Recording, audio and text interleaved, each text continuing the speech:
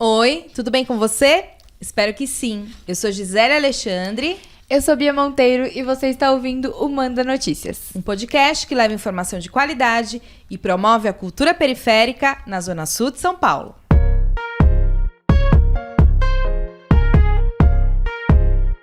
E esse é o Manda Notícias.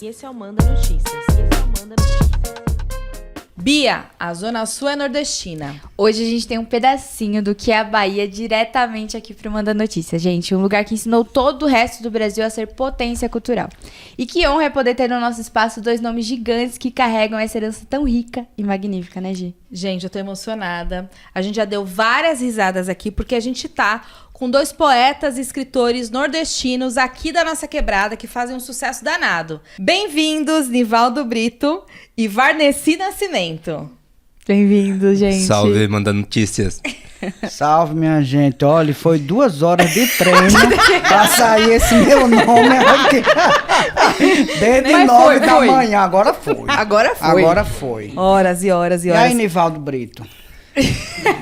Como é que você tem passado? Escapado. Hein, fedendo, que é melhor escapar fedendo do que morrer cheiroso, né não? Vocês estão preparados pra dar risada? Gente, eu não Gente. tô pronto pra esse episódio. Nem a gente tá. Não, a gente não está. Vamos começar com poesia, gente? Vamos começar com poesia? Vamos, pra segurar o público, a audiência. É importante Vamos, isso. Varnesi, É eu Vai. primeiro? é que você é o galeguinho da poesia. Olha, tem um livro aqui, eu escrevi um livro chamado Entre Lágrimas e Sorrisos. Aí tem um poema, como Gisele e Bia disseram que nós viemos da Bahia, o que é verdade.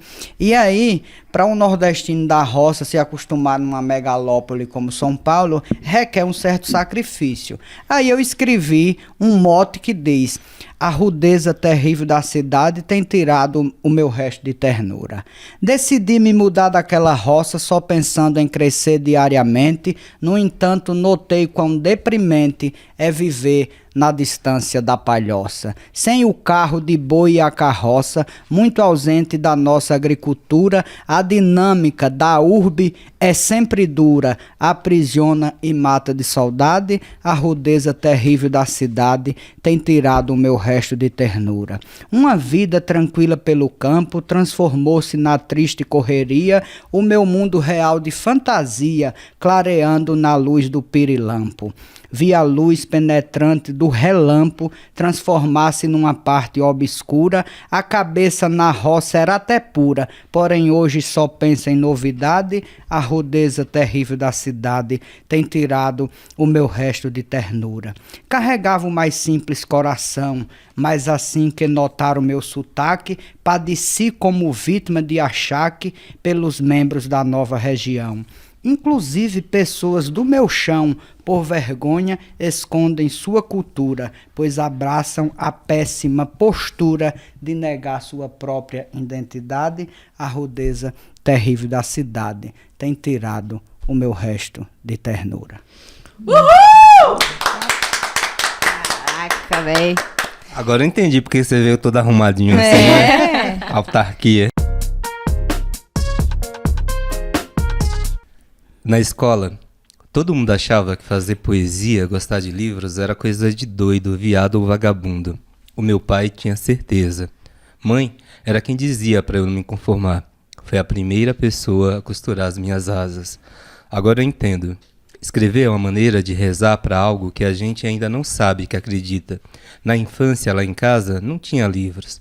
Eu escrevia para não esquecer que também sou feito de histórias, igual Galeano.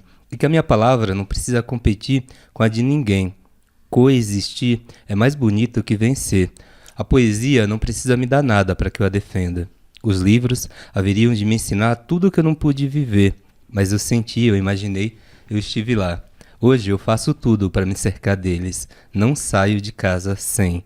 Literatura é uma espécie de cápsula do tempo, sabe? Convencer alguém da utilidade de um livro é tentar descrever o azul depois de ouvir Patativa do Assaré. Vê? Pessoas têm as fases da vida marcadas por trilhas sonoras, filmes, grandes acontecimentos. Eu lembro mais do que vivi pelo livro que eu estava lendo na época. A nona tentativa de suicídio veio simultaneamente com a descoberta de Admirável Mundo Novo. 1984 me fez compreender as justas funções de silêncio, entrega, joelhos. Cozinha nunca mais foi a mesma coisa depois de Quarto de Despejo. Eu não entenderia tanto vadiagem e greve não fosse Jorge Amado. Não sabia que a minha terra natal era tantas e nenhuma até alcançar Gabo. A mulher que eu mais amo nasceu enquanto eu virava as páginas de um Drummond. Nem todo sentimento vira poema, nem todo livro pode ser fechado. Eu senti muito. Fiquei até aborrecido quando eu me dei conta que um livro nunca repete a sua história. Nenhuma solidão superaria o abraço dos livros que me trouxeram até aqui. Às vezes acho que gostaria mais dos livros se não houvesse para onde voltar depois. Perdoe, não gosto tanto da realidade. Uma pessoa também pode ser medida pelo que diz ou cala. A poesia talvez não seja capaz de mudar vidas, salvar mundo, mas tem feito valer instantes. Muito. Uma palavra pode alterar toda uma história, de fato. Dentre as coisas ridículas, poucas se comparam às tentativas de explicar um amor, um erro, um poema, um final. Gente, lindo, lindo. Ai, nem sei por onde começar agora. Não sei também, fiquei perdida, totalmente baqueada. E eles fazem, parece tão fácil, né, Bia? Parece tão simples, traduz o sentimento que a gente tá ali. Exatamente, gente. Era isso aí que eu queria escrever, só que eu não escrevi. É tipo isso. Vamos lá. A gente começa sempre com a pergunta de como vocês chegam no território da Zona Sul. Então, acho que essa pergunta até pra vocês faz mais sentido, né? Porque vocês chegam de outro lugar pra cá. Então... Eu cheguei de Gotijo, e você? E você? A primeira vez também foi de São Geraldo. Aí depois, mas aí eu não fiquei, né, na primeira vez, Nivaldo. Foram muitas idas e vindas pra cá. Não fazia parte dos meus planos morar em São Paulo, não. Só depois, já de adulto, com quase 30 anos, é que eu vim morar em São Paulo, mas antes não fazia parte. Eu vinha desde criança. A primeira vez que eu vim aqui eu tinha 8 anos, mas não quis ficar. A pretensão era ficar por lá mesmo. Aí voltei, estudei, não cresci muito, porque não tinha danoninho na época. Não sei o que é, não. O povo da minha geração não cresce, não. É tudo quase anãozinho. E eu fiquei lá até 2007. Só em 2007 é que eu vim morar em São Paulo. E a minha família, que mora aqui, já era toda instalada na Zona Sul. Então foi por isso que eu sempre fiquei na Zona Sul. Uhum. Mas, desculpa, mas aí você veio à procura de... Você já era escritor? Já era escritor. Ah, tá bom. Foi. Não foi, porque muita gente vem à procura de emprego, né? É. A gente tem muitos convidados aqui, né, Bia? Que nasceram... Não, emprego lá tinha, sempre teve trabalho, né? Emprego sempre teve. Agora, a buscar, assim, como eu já era escritor, e eu já tinha estado aqui antes, em 2001, quando eu lancei o primeiro cordel, eu já tinha estado aqui falando. A minha primeira palestra foi na Unisa, Universidade de Santo Amaro, e teve uma repercussão muito boa. E aí depois eu ainda voltei, fui para a faculdade, morei na Paraíba, e só depois que terminei a faculdade é que eu vim para cá, porque aqui estavam e estão ainda as editoras que eu achava que teria possibilidade de ser publicado e finalmente viver da literatura. Foi isso que me trouxe. Além da Gontijo. Mas aí para morar eu já vim de avião, morrendo de medo, Nivaldo Brito, mas vim. E você, responda aí também. Não, eu cheguei aqui com 18 anos, né? Minha história se parece com a de muitos outros, como diz Belchior, né? E vim porque entendia que não cabia, assim, né? Lá na roça, né? Eu venho de um lugar rural, Barreiro, fica na região de Acajutiba, Esplanada, no norte da Bahia. E vim pra cá cheguei no Tietê, angustiado, cheio de medo, nunca tinha vindo, né? Não conhecia a cidade, né? Não tinha essa relação com o urbano, nem nada. Tudo que eu sabia fazer era relacionado à roça, assim. Aí terminou o ensino médio, eu olhei sabe aquela epifania, assim, não tinha um sonho de vir para São Paulo, nem nada, nem um planejamento, nada. Mas sabe quando bate, assim, fala, o que eu vou fazer aqui, assim, né? E tinha roça lá, eu trabalhava, né? Só que é aquilo. Acho que muita gente pensa ou compreende a retirância, né, a migração, apenas como uma questão de subsistência de emprego e tal. Acho que além disso, acho que também tem gente que muda para amar, para viver alguma não, por exemplo, uma orientação sexual, em busca de sonhos, em busca, enfim, de se entender fora dali. E no final das contas, São Paulo foi acho que chegar em outro. Eu costumo brincar que eu saí meio da Idade Média, porque lá não tinha. Até os 13 anos, onde eu morava, não tinha nem eletricidade, por exemplo. Assim. Foi conhecer um outro. Acho que outro período histórico. Mas estou segurando a onda, mas eu vim de Gotijo. Eu já respondo. Eu poderia ter só ficado nessa, porque de fato, quando eu cheguei aqui, tinha uma mochila e um sonho, que não era, eu nem ousava dizer que era de escrever, né? Eu gosto muito de ler, e eu queria muito fazer letras, embora eu não soubesse exatamente nada de como realizar isso, como ser isso, assim. Mas é a mística do caminho. E como você vem pra Zona Sul? Tipo, eu cheguei no Cocaia, né? Assim que eu cheguei, tinha um irmão meu que morava no Cocaia, por isso eu fui para lá.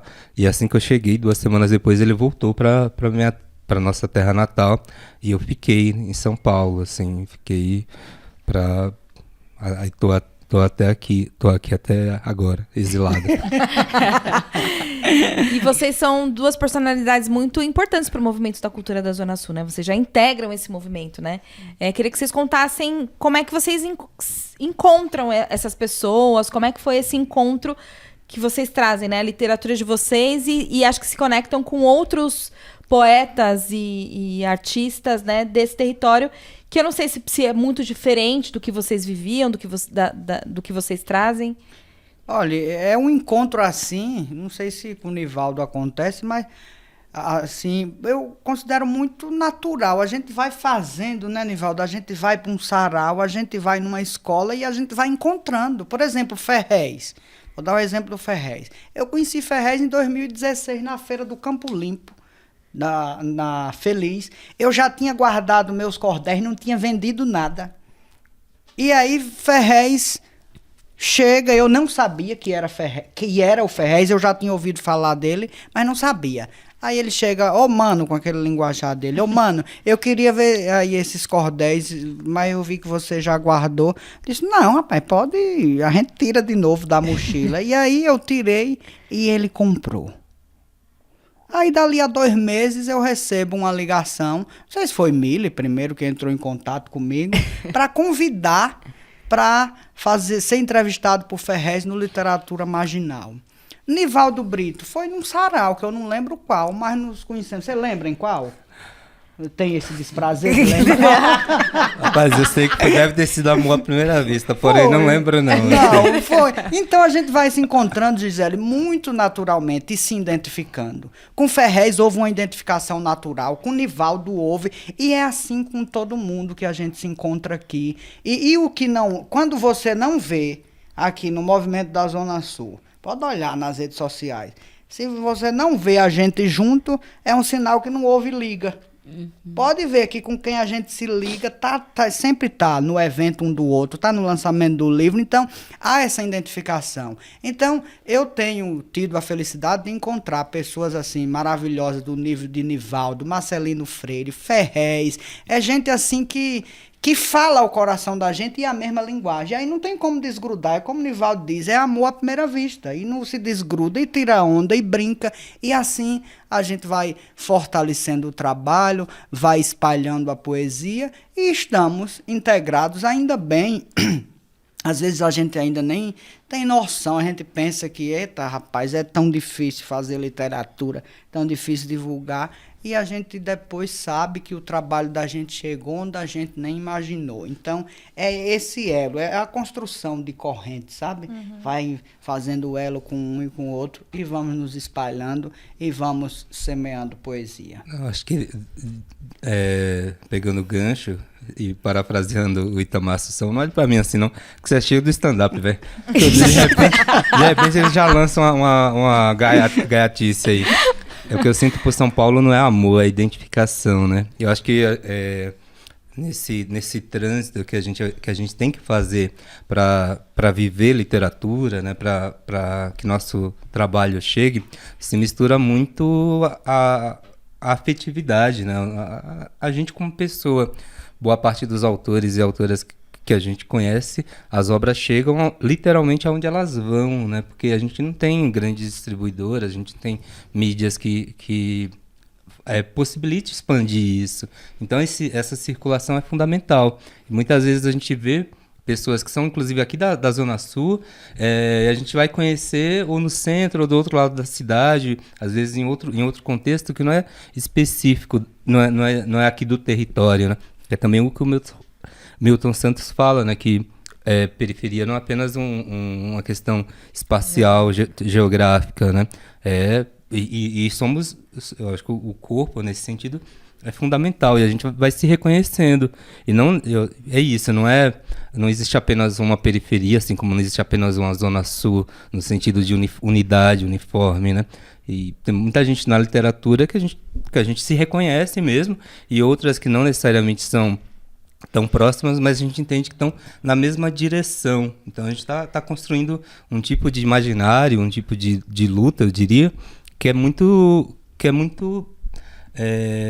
tem muita coisa em comum. Então, para além da nordestinidade, né, a gente vai se reconhecendo, e acho que fica muito associado à escassez, né? A periferia é onde o lugar da ausência, assim, mas não, a gente produz tanta coisa que inclusive a periferia, enquanto lugar, não dá conta da gente mesmo, né? Assim, e aí é necessário, para além dos eventos que já acontecem, dos saraus, a gente criar outras demandas, outros contextos para que exista isso, né? Eu acho que a periferia não dá conta de consumir, né, Nivaldo? Tanta coisa boa que se é produzida. É muita coisa. É muita pujança, é muita transcendência, né?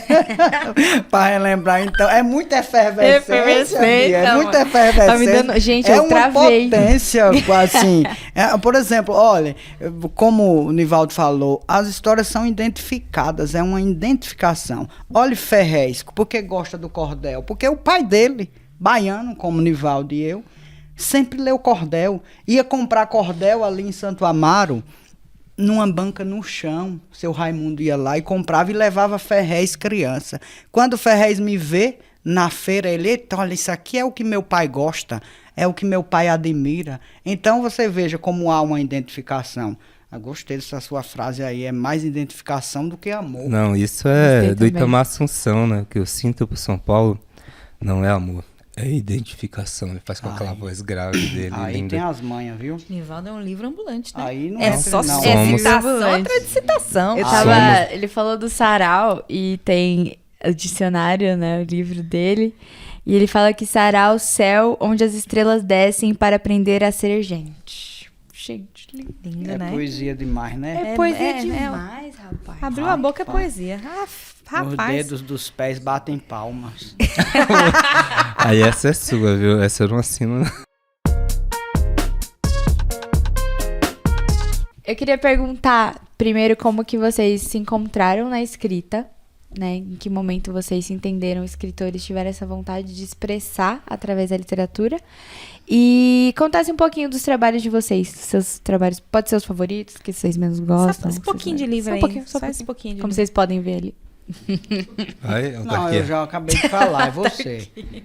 Eu sou Você baixado. começou a escrever aqui, já, em São Paulo. Não, eu já escrevia, mas isso que eu falei é muito sério, assim, colocar no mundo quem nós somos, né, se assumir, se declarar, compartilhar mesmo o que a gente tem dentro, é um outro processo. Então, eu sou uma pessoa reservada, tímida, introspectiva, problemática.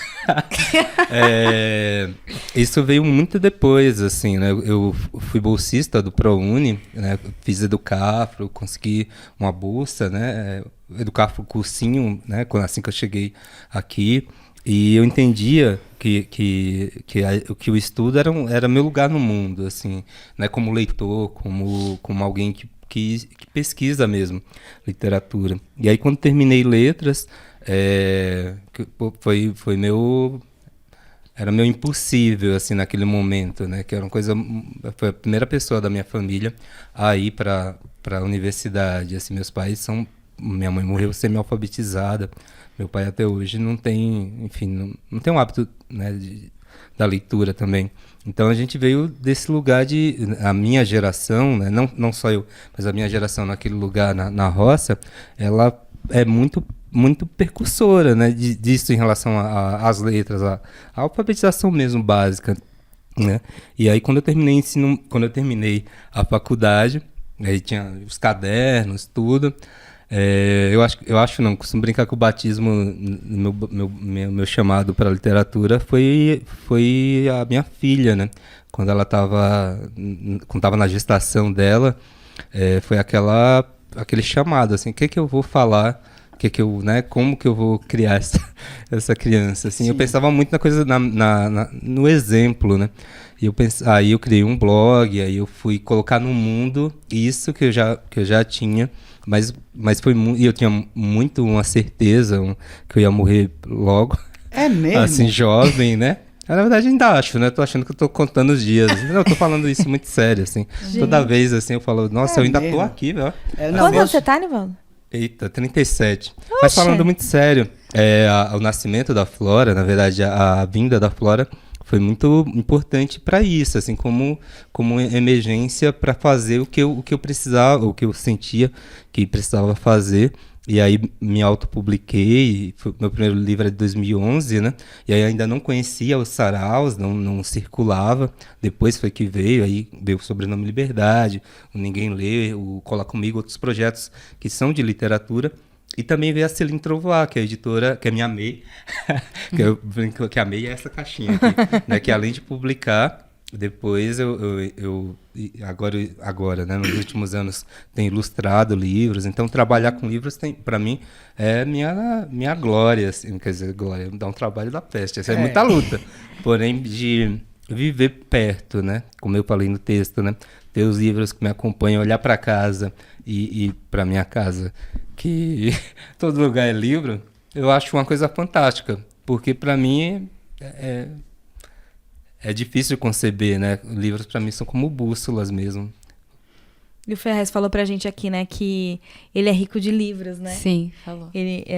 A gente tem vários tipos de riqueza, né? E o Ferrez falou, eu sou rico de livros. Isso me dá muito orgulho, muito, né, muito prazer de poder ter tantos livros sem ter essa referência passada, assim, né? Que não era uma coisa que a gente tinha em casa, enfim, muito, muito bonito isso. E é um prazer, Gisele, por exemplo, Nivaldo, a gente não tem... É para ter mesmo prazer da dimensão, você saber que você é lido. Olha que lindo? Não, é meio fraquinho de feição, mas lido já é. Então, você é lido. Nivaldo não faz livro para guardar, as pessoas compram meu livro, compram o dele. Eu ter vendido já mais de 200 mil exemplares, eu acho glória mesmo. E é um edifício, Nivaldo, difícil de construir, como a construção de uma casa. Não é fácil, mas se fosse fácil, todo mundo fazia, né? Então, nós já somos felizes, porque já conseguimos viver da nossa obra, já conseguimos viver da literatura. Isso é uma glória. Flora deve ficar mesmo muito orgulhosa. E você não vai morrer novo, não, porque eu já tenho 45, agora você tem um risco que anda de moto, né? Em São Paulo. eu temo. Mas e ando contigo, né? Mas assim... comigo você está protegido. Então, a literatura me fisgou, respondendo à pergunta de Bia, desde muito novinho, Bia. Lá na minha casa, o meu pai era o leitor, e meu pai é poeta também, e lia cordel. Ele lia cordel para aquela ruma de filho, 11.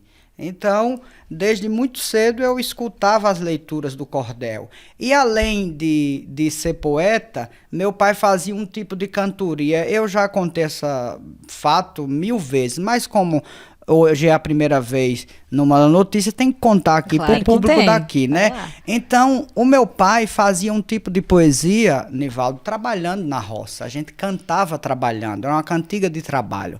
E era repente, não um repente com a viola, mas era um repente acompanhado pela batida da enxada.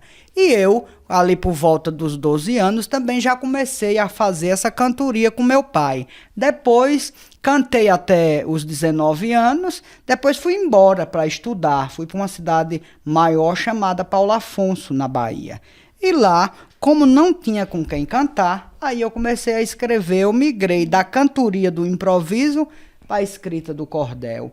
É aí onde a literatura entra na minha vida. Eu escrevi a primeira história em cordel, é uma biografia do bispo da diocese de Paulo Afonso. Ele morreu em 98 e eu escrevi, mas só publiquei no ano 2001. É a partir daí que eu considero a minha carreira literária. Já são 22 anos de literatura. E aí, de lá para cá, teve todo esse período que Nivaldo falou, de formação, a faculdade, a busca, as incertezas, né, Nivaldo? Porque nós não temos certeza de nada. Escrever é um salto sempre no escuro. A gente lança a obra, a gente tem a coragem de colocar a obra no mundo, mas a gente não sabe qual vai ser a receptividade do povo, se vai ser bem aceita, se não vai, se vai agradar, se não vai. A gente tá o melhor que a gente tem. Opa, parece que encontrei a mina.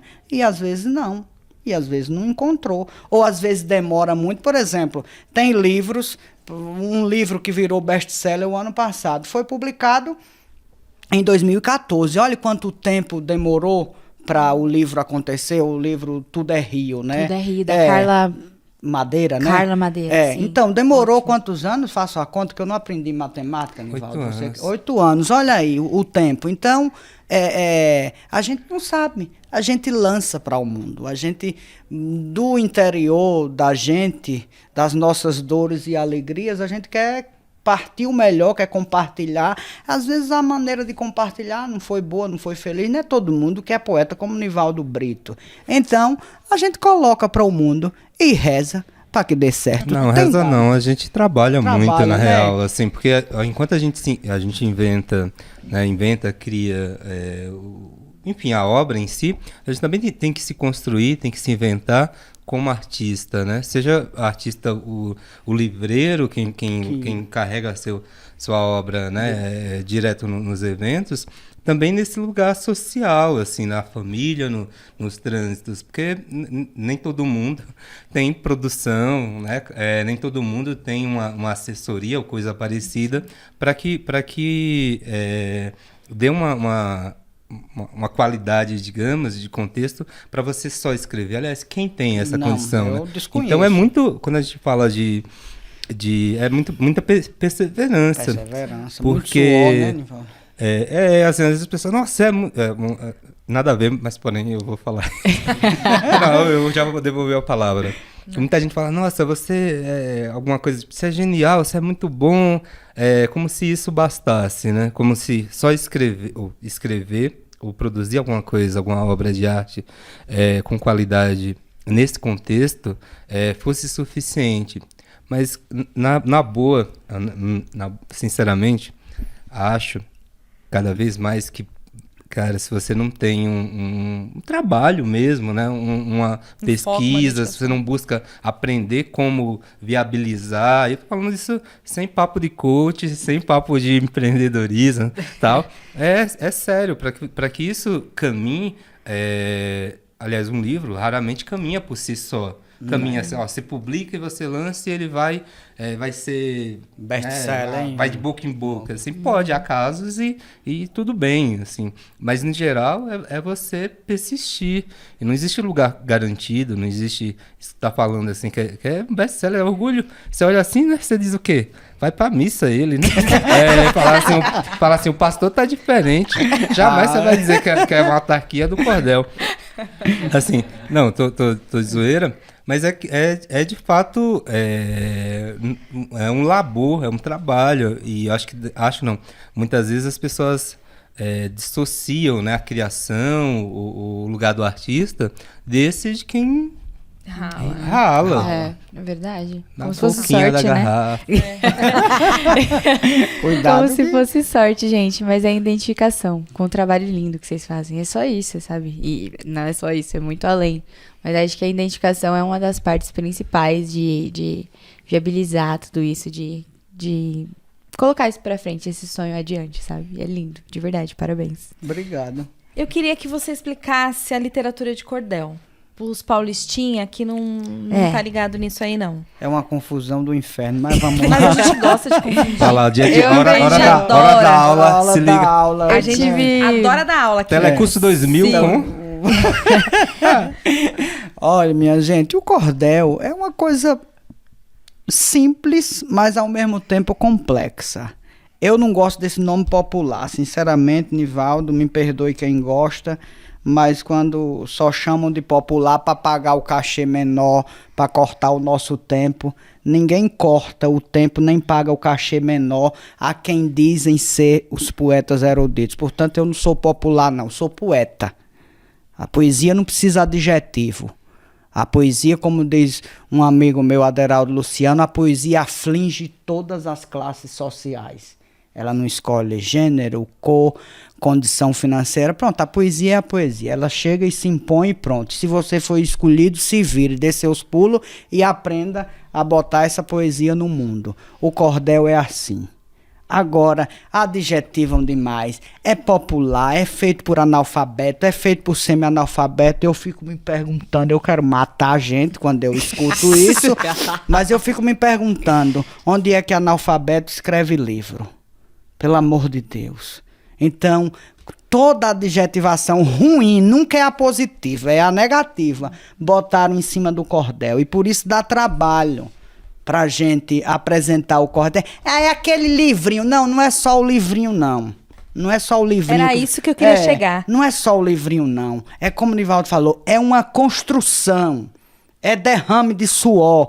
É noite perdida. É passar, como eu tô passando, 12 anos escrevendo um livro. E agora mando pro editor e não tá bom. E você tem que se virar pra melhorá-lo.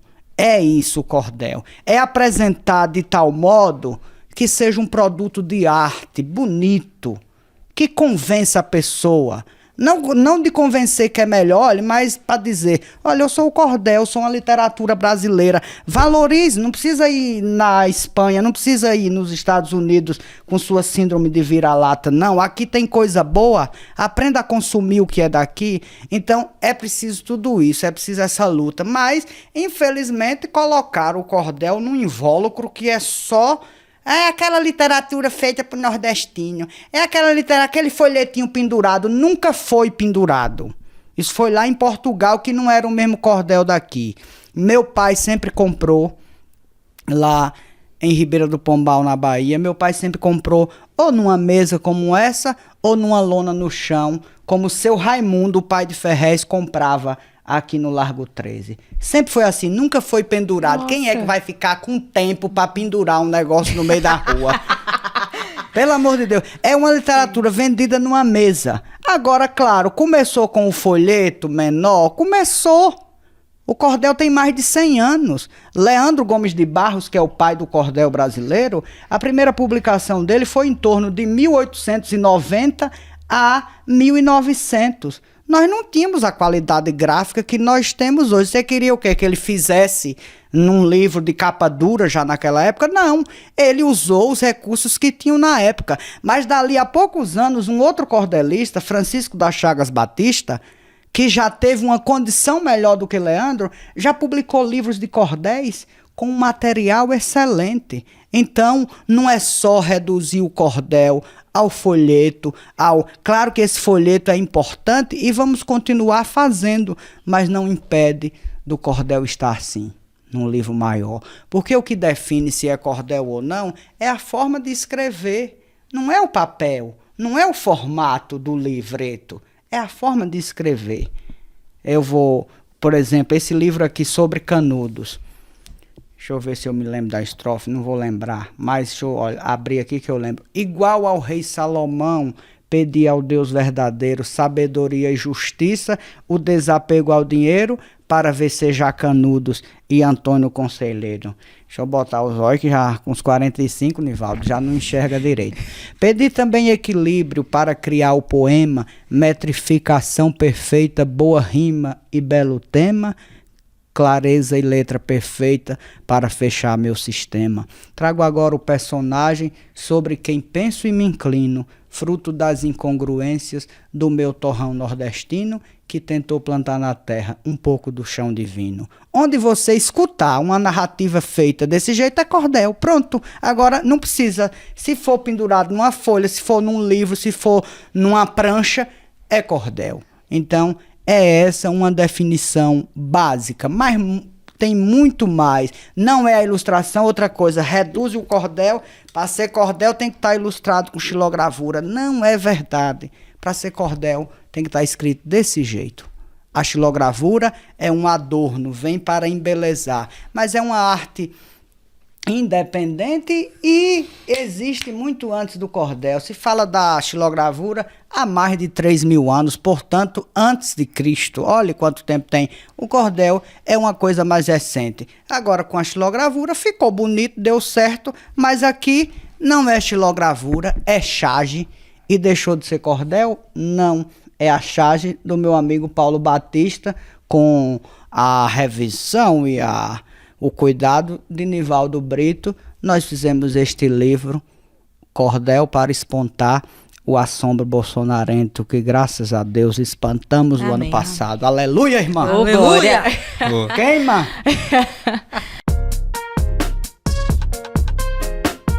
Vanessa, que aula. Que aula, cara. Porque eu tive, né, a aula de literatura na escola e isso é muito pincelado. Por mais que a minha professora exaltasse a literatura de cordel como uma das artes mais importantes, né, uma das artes nacionais mais importantes para o nosso repertório, é isso. É contado por uma pessoa que não vivenciou. Então é isso. O que eu tinha aprendido era... pendura lá numa cordinha e é tá isso. Feito, por isso, né? que chama literatura de cordel. É. E tem o lance da xilografura também, é a mesma coisa. Então, muito obrigada por essa aula, foi incrível. Aula maravilhosa. E você, Nivaldo, fala um pouco da sua obra, do seu estilo literário. Ele fica O entrevistado mangando. dá risada Rapaz. da pergunta da... Rapaz, depois desse momento aqui, esse sublime, eu tento, acho que um dos desafios é não repetir, né? Não encontrar uma fórmula. O Mutarelli fala que todo estilo é seu limite, né?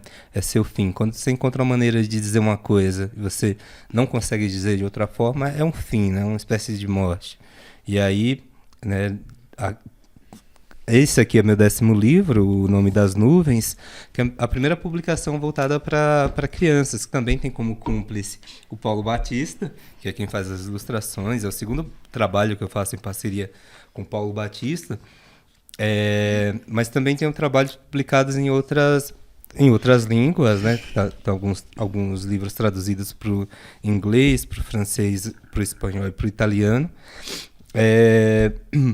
mas no momento, eu quero produzir muito mais prosa, porque geralmente as pessoas associam o meu trabalho apenas à poesia. Mas desde o meu primeiro livro, ele já tinha poesia, contos e crônicas. Só que o tempo da prosa, né, em geral, é outro, né? A elaboração, a forma mesmo, né, o conceito de você contar uma história, né? Você narrar, de você escrever, demanda outro tempo e outro ritmo que a poesia não requer.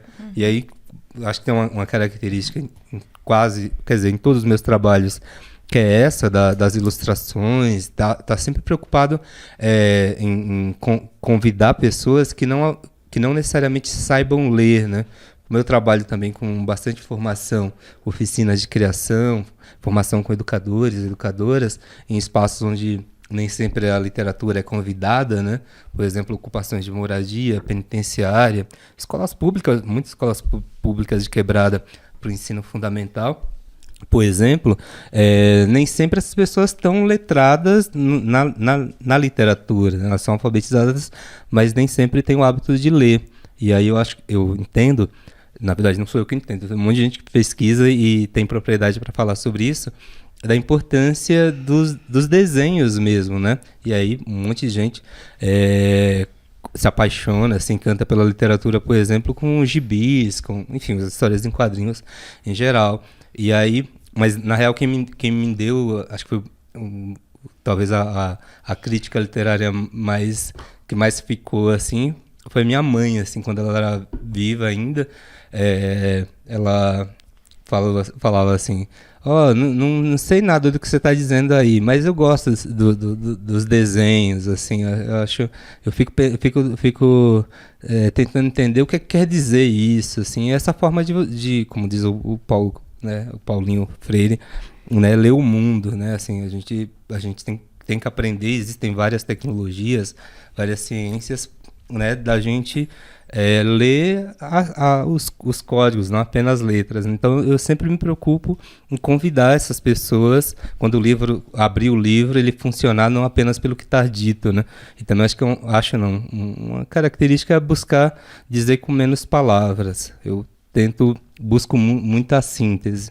Eu não tenho muita autoestima para achar que as pessoas querem ler, né? Eu acho que as pessoas leem porque de repente elas leem, mas nem todo mundo, acho que a maior parte das pessoas não colocam a leitura na sua agenda do dia, na sua vida, tal. Acho que a literatura é algo que nos atravessa e de repente você está atrasado para um compromisso porque você ficou atrasado num poema, num texto e assim sucessivamente, né?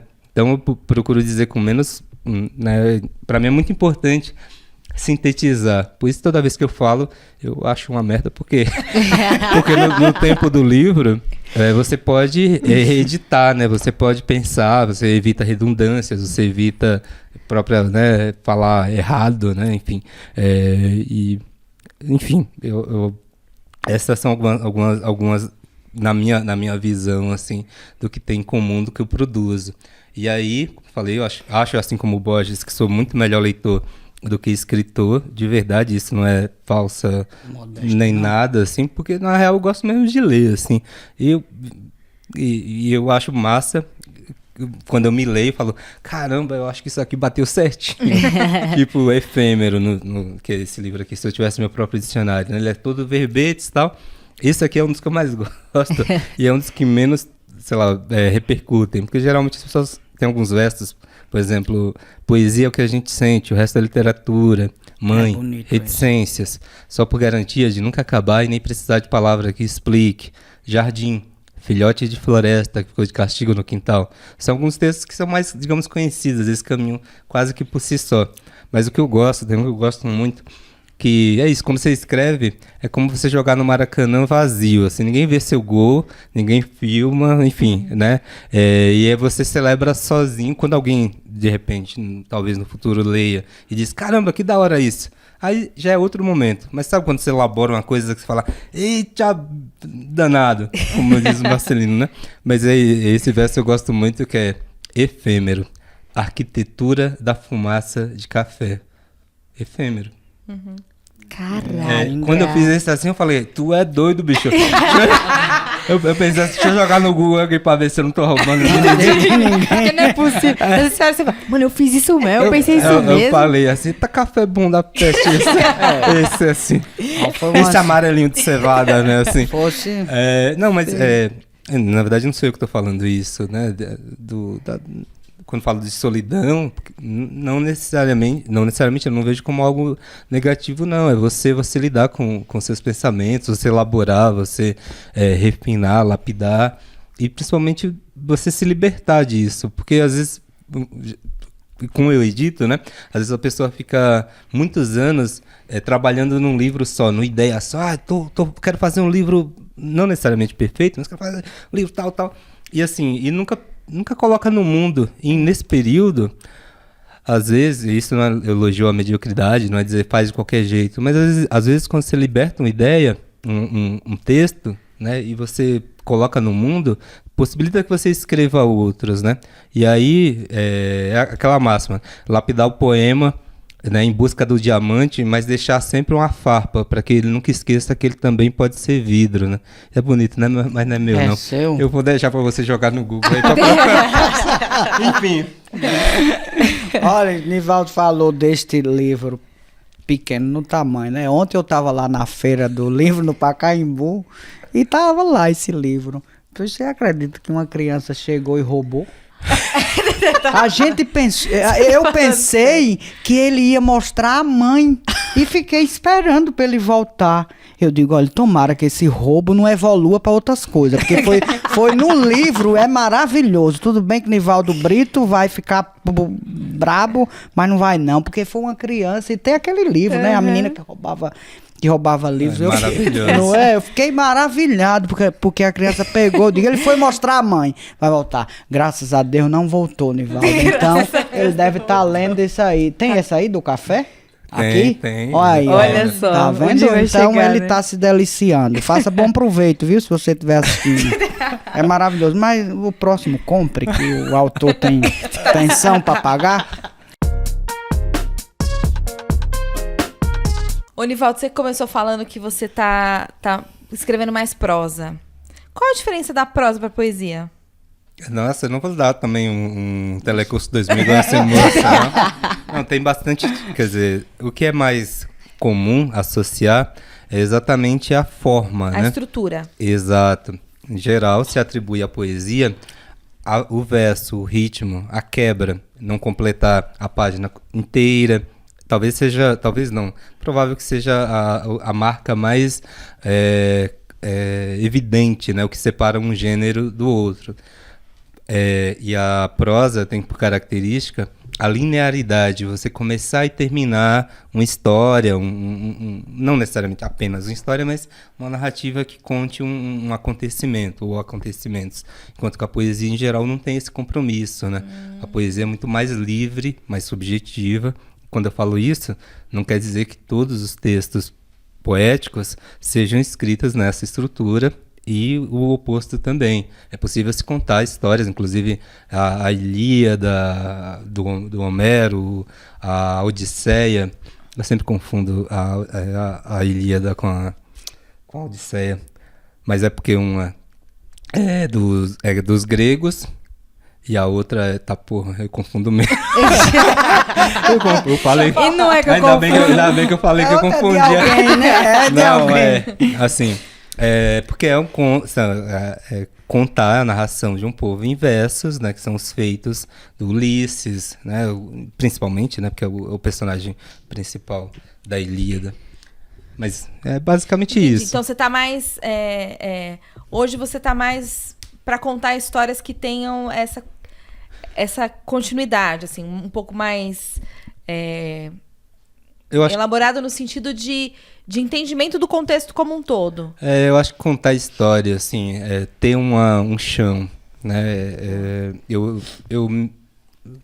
Não é nem questão de maturidade, é por interesse mesmo, de contar mais histórias do que necessariamente isso que eu falei, né, dos versos curtos, da abstração. Eu acho que eu quero que eu me entenda um pouco melhor, a ponto de conseguir elaborar coisas mais nesse lugar que não são necessariamente narrativo, descritivo.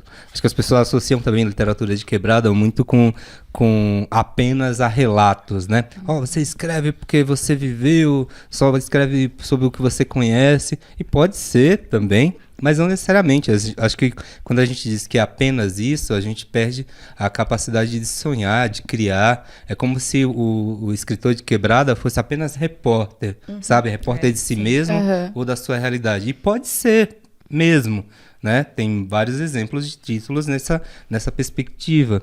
Mas não necessariamente, eu acho que... Não é só isso. Né? E assim, quando fala, né, na bibliodiversidade, no perigo de uma história única, procurem saber. É sobre isso, é sobre entender quando a gente fala de literatura de quebrada, periférica, marginal, qual termo use, não é um gênero que acaba em si mesmo, né, que pode ser definido por um ou dois modelos. Existe gente que produz coisas opostas. E é de Quebrada ainda. Porque é sobre essa vivência e esse trânsito aqui, né? Nesse território. Muito legal. Eu tava pensando, a gente tá falando com muitos autores, né? E aí eu tava pegou justo nisso que você falou. Eu sou uma jornalista, eu sempre reportei as coisas que eu vi, então a partir da minha vivência. O meu modo de escrever é outro, né? Não é literário. Mas eu fiquei pensando, e se eu juntasse esses meus relatos sobre o meu território em um livro?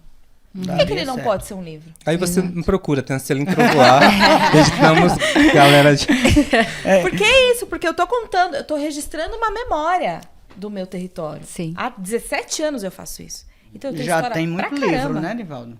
Já Tem dá uns história 10 pra caramba. livros, né? 17 anos Não de fica escrita. lapidando demais, não. Daqueles, Eu Foi o que vou, você gente, disse, eu né?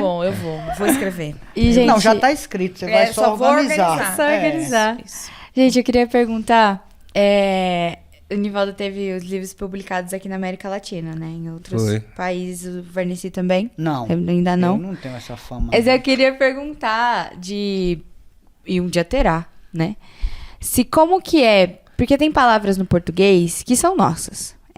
A gente tem pra gente com carinho que a gente tem da língua, como saudade, né? Que lá na Copa acho que de 2014 falou-se muito da palavra saudade que não existe em outra língua. Dentre outras, a gente estava batendo esse papo também nos bastidores. Então, como que é pra vocês, se tivessem que traduzir algum livro pra uma outra língua? Como que faria com esse português tão particular que é o nosso? Vocês conseguem pensar? E tem o baianês também, né? Exato, tem o sotaque, a gente é muito diverso. Se aqui, sabe, a gente, nessa tradução, como que faria com palavras assim, a saudade? Como é que a gente traduz saudade? Como é que a gente tava falando nos bastidores do ré? Não sei se vocês já viram aqui na periferia, tem os meninos que soltam pipa. E aí eles falam relo, sabe? Quando um pipa corta o outro. Existe isso em outra língua, gente. E como é que a gente fala? Como é que a gente traduz? Por mais que a gente queira levar nosso trabalho para outros lugares, não sei como fazer esse balanço, sabe? Mas na poesia é muito mais difícil, assim. Esse livro, né, Se Eu Tivesse Meu Próprio Dicionário, que é o que está mais traduzido, tem mais versões em outras línguas, teve palavras que eu abri mão, que eu excluí da tradução, porque de fato, na conversão, não fazia nenhum sentido. Traduzir é sempre reescrever. Quem traduz sempre tem que fazer escolhas exato por isso, porque não tem palavras, aliás, nenhuma palavra é sinônima, né? O que uma diz é por aproximação, e traduzir, quem traduz, vai muito por isso, né? Vai fazendo escolhas para aproximar, dizer a mesma coisa, enfim, você falou essas expressões, mata. E aí, por exemplo, Bahia, né, que tá aqui, que é, se eu tivesse meu próprio dicionário, Bahia, um bar que não foi. Fracassou e virou um estado. Bahia. Isso em português faz todo sentido. Faz sentido. Porque a sonoridade, o ia, Sim. tal, o verbo. Isso no inglês, no francês, tipo, Não faz. assim como outras experiências, né? Engarrafamento, uma adega feita de carros. Tipo, se você fala, brinca aqui, engarrafa. Agora, quando você converte as palavras, elas têm outras histórias, têm outras memórias, têm outras sonoridades, correlações que não tem. Então, traduzir, por exemplo, a Revolução dos Feios, que foi traduzida para o espanhol também, não foi necessariamente simples, né? Teve bastante complexidade, mas por você contar uma história, dá para você entregar, digamos, mais fácil essa tradução. Agora, traduzir poesia por si só, e não apenas a minha, né? É muito mais complexo e assim, é reescrever, quem traduz, né? Quem trabalha com a tradução, escreve muito. Não por acaso, tem muitos exemplos de autores conhecidos e tal, que acompanham as traduções de perto para outras línguas e às vezes na tradução reescrevem parágrafo, né? Tem essa troca com o tradutor, a tradutora, para aproximar, para não ficar tão diferente, tão longe do original, né? Então, no final das contas, uma sensação que eu tenho, mesmo morando em São Paulo há muito tempo, eu fico pensando que traduzir, não apenas para outra língua, é um exercício que a gente faz o tempo todo quando a gente tenta se comunicar. Quando a gente tenta se comunicar através da literatura, a gente também está tentando se traduzir de uma outra, sabe? Não para outra língua, mas de uma forma que o que nós temos aqui dentro seja mais inteligível, né? Para outras pessoas, assim. Mas aí também é viagem. Vai lá. Eu ia falar, Paulinho, porque você tá muito... Quem lhe deu essa camiseta? Manda a camiseta. Foi o Cordel mesmo que pagou a conta dela. Eu não consigo parar, velho, de lhe invejar, porque eu tava brincando aqui, gente. Olha aqui pra ele. Quem estiver só ouvindo vai perder essa, porque ele tá com uma pulseira aqui hipster, né? Não, mas aqui é dos povos originários de minha cidade, do povo Quiriri. Foi lá que eu adquiri. Lá tem uma... Não deixa de ser hipster por isso. E Aí eu não sabia, não. Falta só o copo. Nivaldo Brito também é cultura. Olha, a tradução... Desculpa aí, no ficar caso, não, com nós não tem problema autarquia. Olha, no caso da tradução do Cordel, é meio complicado. Esse livro aqui, chamado O Encontro dos Diferentes, ele foi traduzido para o espanhol. Não foi publicado, mas a pretensão era, a editora traduziu e depois não publicou. Mas ficava muito diferente, porque no caso do Cordel requer a rima perfeita, né? E aí, rapaz, era uma confusão. Eu não sei falar espanhol, mas eu olhava e digo, olha, não tá combinando não tá terminando do mesmo jeito, como é que vai combinar?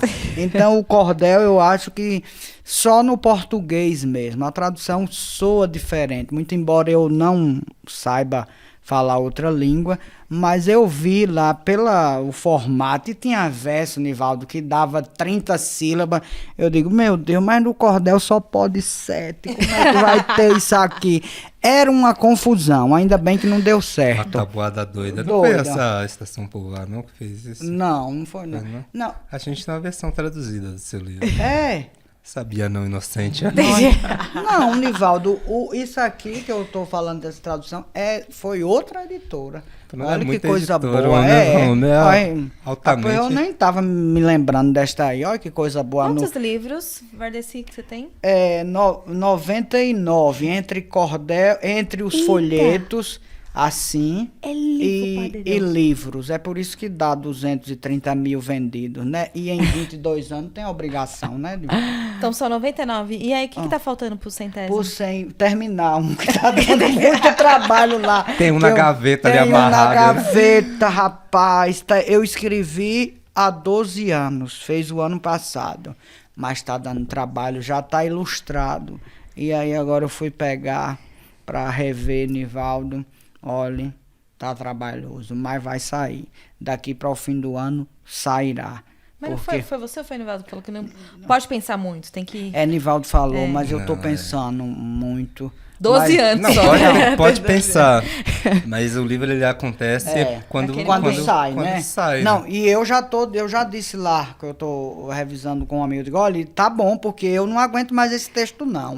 A gente tem que botar para o mundo, porque senão a gente morre, fica lá só em um. Então, eu espero que até a semana que vem a gente termine, porque já basta, são 12 anos. E aí todo ano eu mexi, trabalhei, reli, mas agora para publicar, aí agora tinha problemas. Aí agora estamos resolvendo, mas eu já disse, olha, tá bom, vamos resolver, porque eu não quero perder minha vida e o ano de 2023 nesse livro, não. Não, você dá sempre o seu melhor, Vanessa, então vai dar bom. Vai ser bom, será? Claro que vai. Tem a 99 livros. Um centésimo vai ser o melhor. Tomara, porque tem a obrigação com 12 anos, né? Não aprendeu nada, né? Não aprendeu nada, não evoluiu nada, né, Nivaldo? Pokémonzinho. E você, Nivaldo, quantos são? Falei, é o 10º, né? O Nome das Nuvens. Que é o infantil, né? Isso. Lindo. E, na verdade, passaram de 40 antologias publicadas, seja em saraus, né? Na verdade, a maior parte, quase todas, por antologias em saraus, por circular. Também tem algumas publicações que são bem menos, né? Em slams. Então, com textos separados em coletâneas, tem bastante também. Além das edições, né, que estou caminhando para o 100º livro. Estou falando para o 100º porque eu fui fazer a tabuada, deu 91 livros editados, né? 91 livros editados de outros autores. Aí já estou apontando para o 100º, porque... Como editora, né? Também. Como editora, Como né? editora. É, E a Celine Trovoar para chegar lá. tem caprichado, tem Em feito Trovoada? uns livros. Trovoar. Celine Celine Trovoar. Celine. Trovoar. A trovão fraco. É que trovão. Aqui não, minha gente, aqui não foi trovão, não, foi um assopro.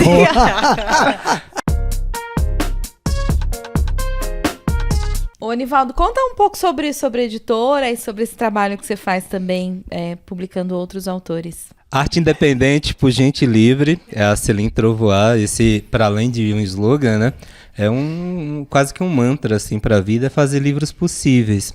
Possíveis tanto nos formatos, né, entender o que o autor, a autora está dizendo e buscar qual que é desde a escolha do papel, as dimensões, né, e a gente publica principalmente poesia. E aí, por exemplo, o livro da Evânia, que é a professora aqui do Grajaú, o primeiro livro é Poesia e Contos.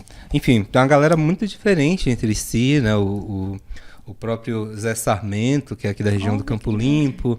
Tem títulos que a gente corre com eles, que não necessariamente a gente editou, por exemplo, a obra da Cidinha, da Silva, da Dinha, que são artistas parceiras, né? Que é um processo que a gente sempre fez desde o sobrenome Liberdade, que é entender a importância de ter os livros disponíveis, né? Livros à mão, assim. Eu brinquei falando que esse caixotinho aqui é minha MEI, porque de fato onde eu vou eu tô com ele e se às vezes a pessoa, eu quero aquele livro lá, tal, não sei o que lá, fala agora? Assim, porque tá aqui, aceitamos débito, crédito, Pix, e aí além da Celine Trovoar, né, que esse corre, né, de transformar ideias, transformar o que está na gaveta em papel. A gente tem a Estação Povoar, que é uma iniciativa. Agora eu estou mestrando na USP, né, fazendo a pesquisa sobre, basicamente, como são feitos os livros nas quebradas, né, em diferentes periferias aqui de São Paulo.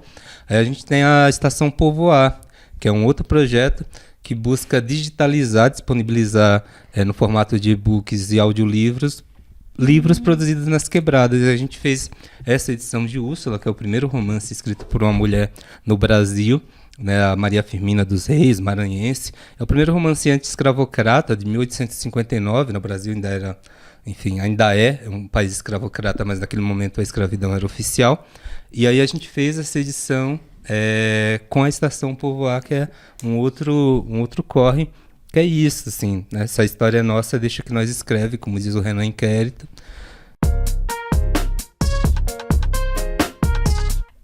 Eu me descobri no podcast em 2020, numa situação muito triste, né, que a gente estava vivendo no país.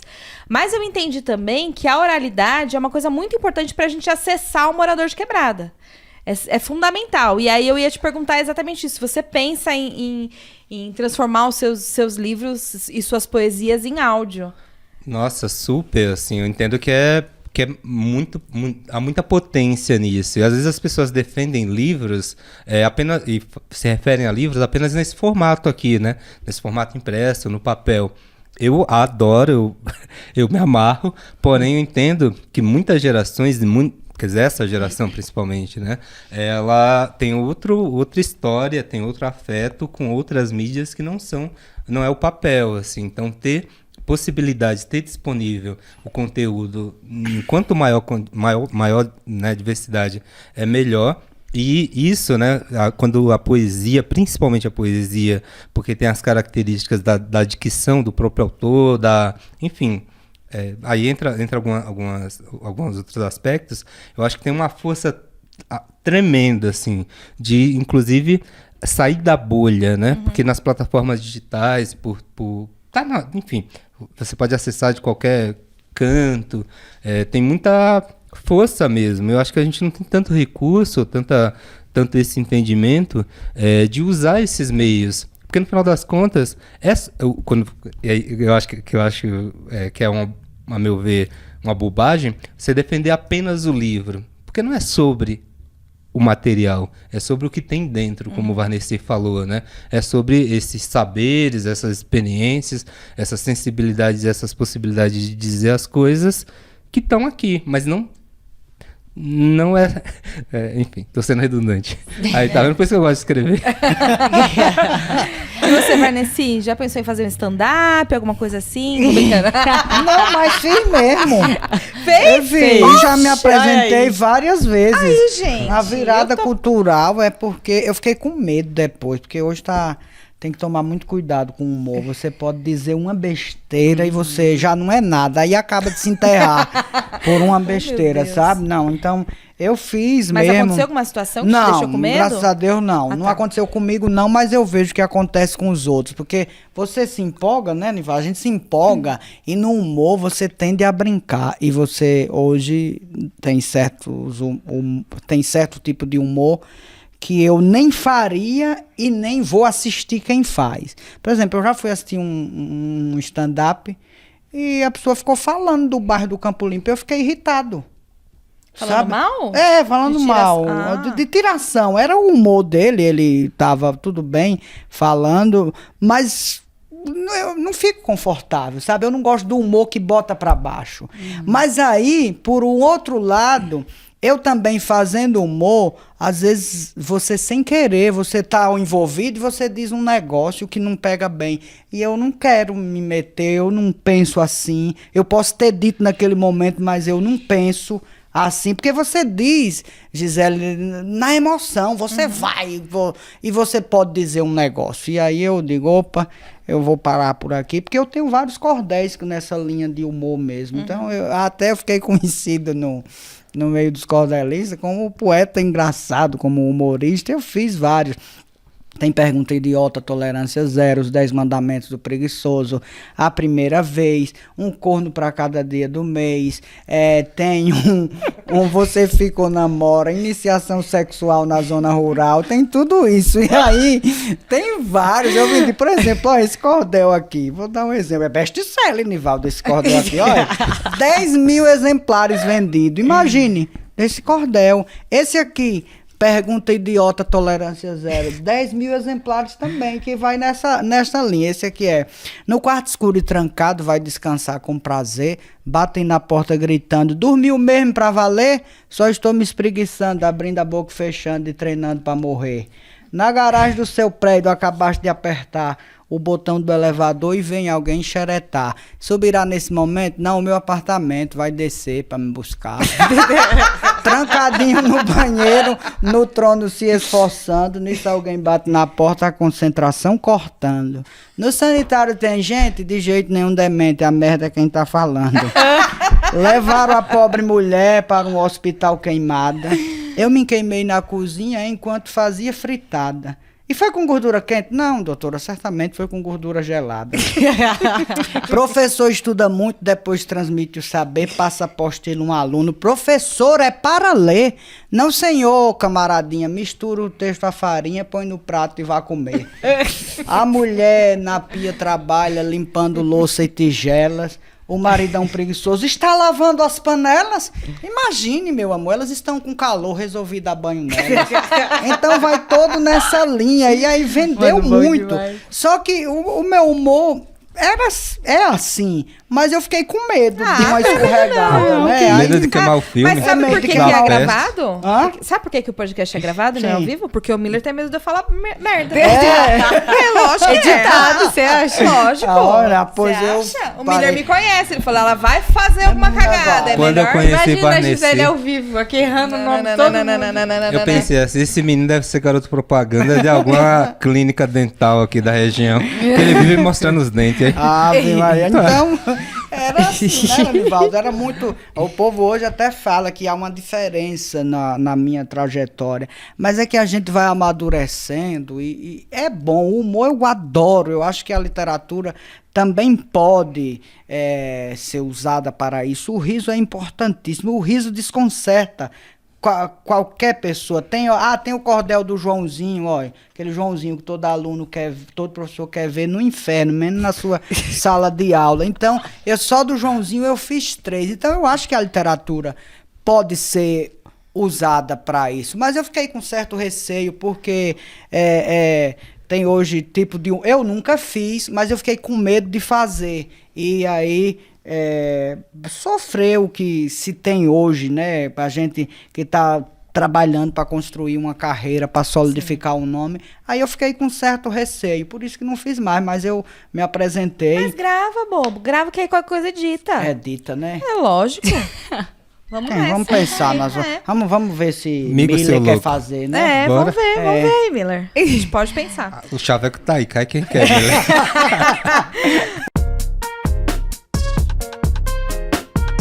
Hora dos arrobas? Hora dos arrobas. Gente, agora a gente tá na hora dos arrobas e vocês passam os arrobas do Instagram de vocês e da onde a gente encontra a arte de vocês, os livros pra comprar, enfim. Arroba na Bahia não é carne? Quando vende É o boi. peso, É pô. o peso do boi, né, O peso do Nivaldo? boi. Como é assim? Arroba do É pra eu Instagram. passar quantos quilos de carne? Você já tá comendo carne? Eu já tô, depois de que mudou. Ficou mais barato. Já barateou a gasolina e eu vim de carro pra cá. Eu ia vir a pé, mas eu Gente, digo, olha... arroba Celine Trovois. Lá tem tudo, tem além dos meus materiais, né? E não apenas para comprar, né? A gente sempre compartilha conteúdos e informações, publicações, não apenas dos livros que a gente edita, mas de uma galera que a gente entende que, enfim, que é importante passar adiante. Tem o meu específico, mas vai lá no da Celine que Só é nóis. sucesso. É só sucesso. É só sucesso. E aí ninguém vai me calar? Você Minha faz esse gente, serviço. o meu é só um arroba Varnesi Cordel, tá em tudo, todas as redes. E se botar meu nome aparece, porque só tem eu no mundo, graças a Deus, com esse nome, né? Com essa Com caixa essa d'água. envergadura, né? Com esta É o beleza. Playmobil do Campo Limpo.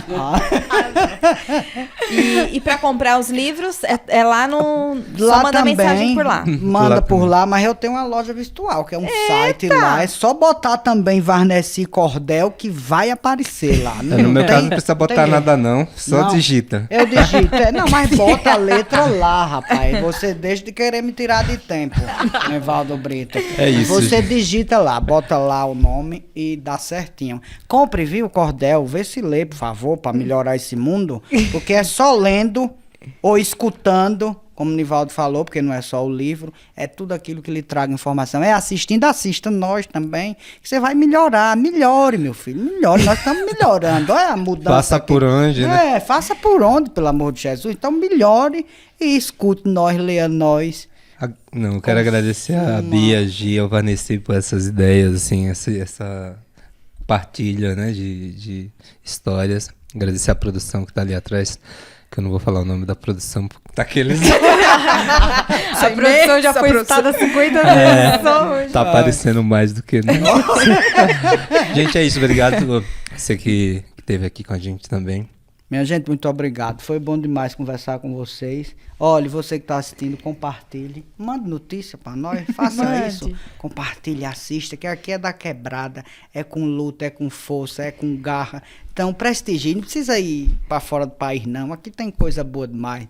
Consuma, aplauda. Por que só aplaudir os de fora? Aplauda os de casa, aplauda os vizinhos. Pelo amor de Deus. Tu é tem um- pidão, hein, velho? Não, porque, Nivaldo, é um inferno esse a síndrome de vira-lata que eu não aguento. Tudo tem que ser de fora. Olha aqui a coisa boa aqui. Por que não aqui? Então, é nós. isso, é Assista. Muito, Obrigado. muito Prazer, obrigada. gente. Foi uma conversa incrível. Animou o nosso feriadão. Nossa, foi o episódio que a gente mais deu risada. Mais deu risada, mais deu risada. Você achou? E vocês também podem me seguir no gialexandre.oficial. @bis.m_ e @manda notícias. Isso aí, beijo, beijo e até o próximo episódio. Até, gente. E esse é o Manda Notícias. E esse é o Manda Notícias. E esse é o Manda Notícias.